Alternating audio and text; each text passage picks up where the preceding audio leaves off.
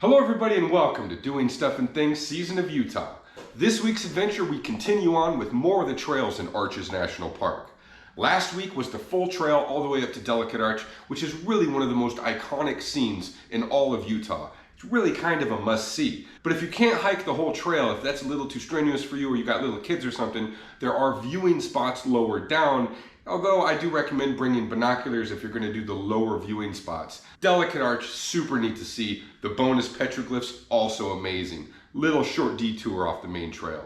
But right now, we're going to go over to the west side of the park to one of my favorite areas called the Devil's Garden. One of the reasons I love the Devil's Garden so much is because the rock formations there, they have a lot of fins. And what fins are is rock formations that are just that. They're like fins coming straight out of the sand. Side note to that, you can actually drive on some of these fins. And I have a whole video on it right out of Moab, rock crawling on a Jeep, where you can drive the Jeep or have a guide drive you up and over some of these fins in the rock backcountry. It is incredible. Totally recommend you click my little face down there, go to the channel, check out the rock crawling video where we're driving through Moab, through some crazy backcountry and up some of these fins and around and on these rocks. Dude, it's nuts. Totally check it out. And if you're into this kind of stuff, hey, I really appreciate it if you want to give some support. Like the video and subscribe. That really helps me out. So around the Devil's Garden, there's a couple other things to see besides what our primary destination is going to be, which is Landscape Arch. Landscape Arch is one of the biggest arches out there. It's like over 300 feet. And it's kind of deteriorating pretty quick. So I do recommend you see this arch sooner than later because it's fallen down. In fact, in the 90s, they closed it off so you couldn't go under it anymore because a giant big piece almost smushed some tourists. So now you can't go under it, you can just get right up to it and get a great view. And we're gonna have this shot from 2 different days. One day I was there, it was bright and sunny and beautiful, so you're gonna see that footage. But the most of the hiking was done on a really cold, windy, ripping windy day. Because of that windy day with the sand blowing in our face, I did add a new piece of gear to my desert kit. The bottom line is a schmog is super important when it's windy and sandy. More on that later. So when you're headed to the Landscape Arch area, which is what we're doing right now, there's a couple tiny little detours that are totally worth seeing. So I'm gonna throw them out there.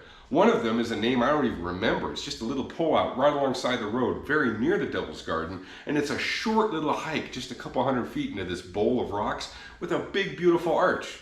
Here it is.